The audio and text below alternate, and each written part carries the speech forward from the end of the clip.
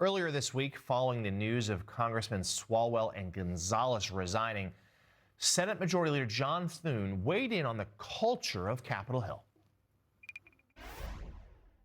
There are better ways of ensuring that people in vulnerable situations, like some of them, I'm not familiar with all the particulars and the details, but what happened in the House, ought to have access to a way in which they can get recourse and relief, for sure. And if there's a better way to do that, I'm certainly open to it. I think it's unfortunate what we've observed and seen here in the last few days about certain members of the House of Representatives. And I guess I can tell you that I think we would all attest to the fact that I don't think that's a reflection of these institutions generally, and certainly not something that we would abide here in the United States Senate. So, Lauren, Leader Thune certainly saying the right things there.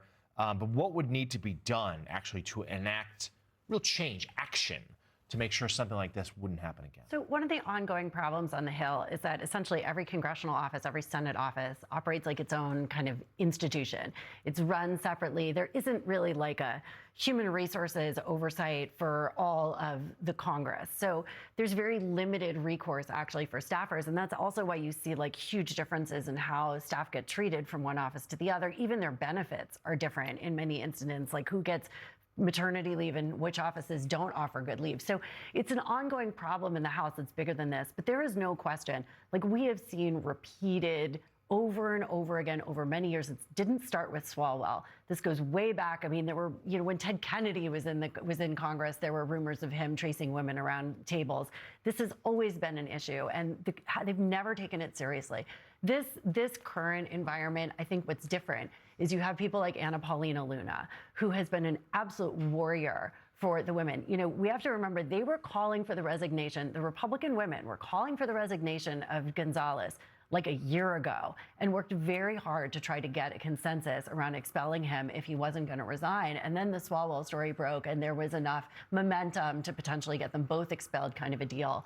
So this is an ongoing problem. Anna Paulina Luna yesterday said she thinks there's going to be more stories coming out. I was just telling you in the break, TMZ offering $100,000 for anyone that comes forward with more stories about members of Congress. I mean, this is not over. Yeah, TMZ has landed in D.C. And Matt, we should note, though, that there's a cynical interpretation here to these two resignations. That Gonzalez, as Lauren said, there've been chatter for nearly a year to get him out. And he did say he wouldn't run again, but he was only forced out when suddenly a Democrat was also faced with similar accusations. That way, it could be a trade. One Republican, one Democrat. It doesn't impact the balance of power there in the House. Right. Yeah, I mean, listen, tit for tat, slim majorities, and everyone is happy to point fingers, but no one wants to look in a mirror. And you can go back from Matt Gaetz, George Santos. As Lauren said, this is a bipartisan issue. The president is off to Las Vegas today, but he's really leaving Sin City, Washington. You find people come to this town, Republican or Democrat, amazing people that want to focus on policy, change our country, change life for America.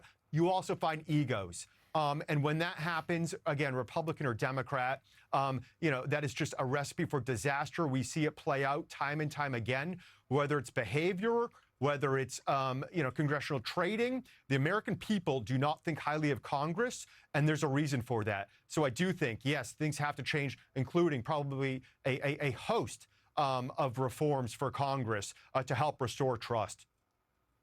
MS Now political analyst Matt Bartlett and co-founder and CEO of All In Together, Lauren Leader, our thanks to you both.